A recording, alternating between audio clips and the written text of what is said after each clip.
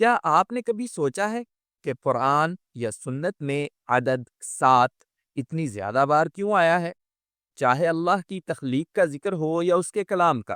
ہم دیکھتے ہیں 7 سماوات، 7 آسمان، 7 سنابل، 7 بالیاں، 7 ابواب، 7 دروازے، اور بہت سی دوسری جگہیں جہاں 7 یا 70 کا ذکر آیا۔ اور یہی بات ہمیں سنت میں بھی نظر آتی ہے۔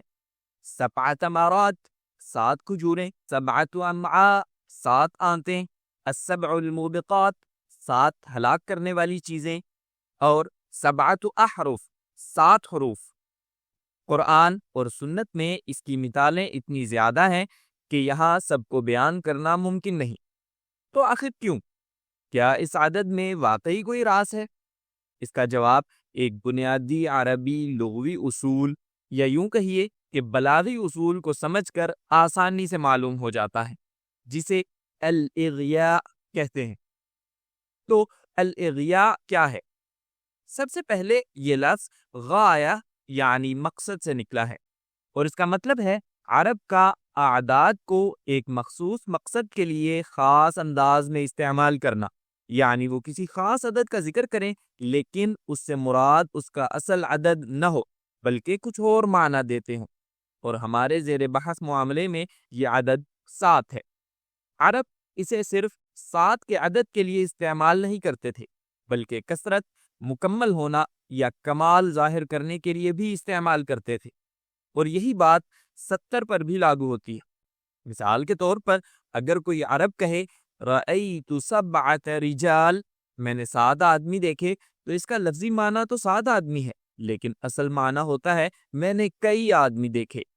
وہ 3 بھی ہو سکتے ہیں، 5 بھی یا 10 بھی، یعنی زیادہ لوگ۔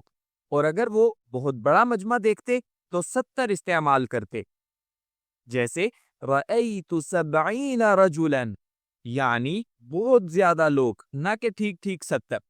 یہ اسی طرح ہے جیسے آپ کسی سے کہیں میں نے کل تمہیں 100 بار فون کیا مگر تم نے اٹھایا نہیں۔ آپ کا مطلب 100 بار نہیں ہوتا بلکہ بہت بار ہوتا ہے۔ اردو میں 100 یا 1000 کا استعمال بھی اسی طرح ہوتا ہے۔ عربی میں 7 زیادہ کے لیے اور 70 بہت زیادہ کے لیے استعمال ہوتا ہے۔ ایک دلچسپ بات یہ ہے کہ عرب کے نزدیک 7 کا عدد سب سے زیادہ مکمل اور کامل عدد سمجھا جاتا تھا، اسی لیے وہ اسے کمال اور تکمیل کا مطلب دینے کے لیے بطور صفت بھی استعمال کرتے تھے۔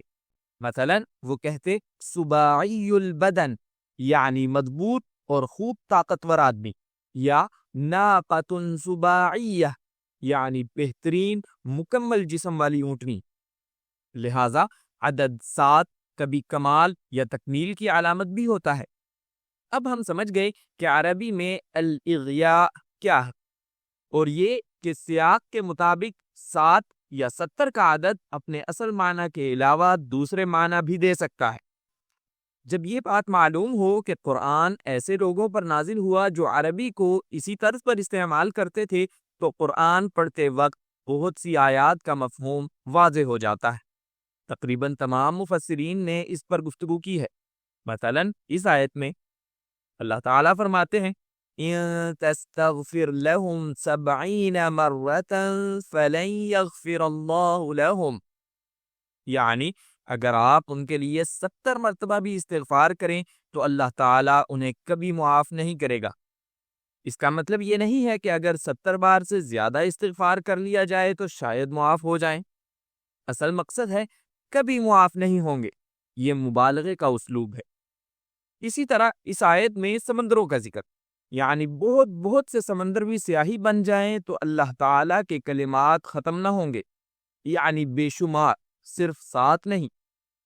تو سوال یہ ہے کہ کب 7 کا عدد اپنے اصل معنی میں ہوگا اور کب مجازی معنی میں؟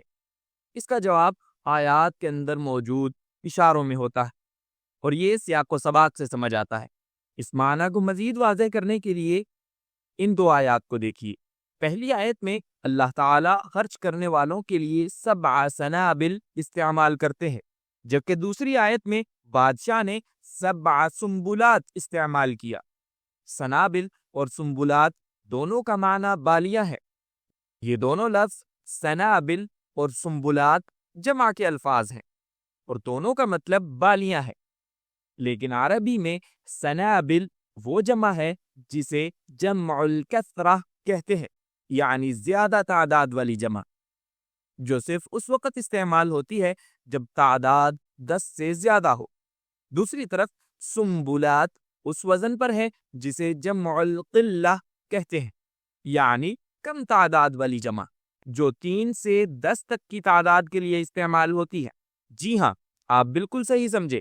پہلی آیت میں 7 کا مطلب کثرت اور بڑھوتری ہے، جبکہ دوسری آیت میں 7 کا مطلب اصل عدد 7 ہے۔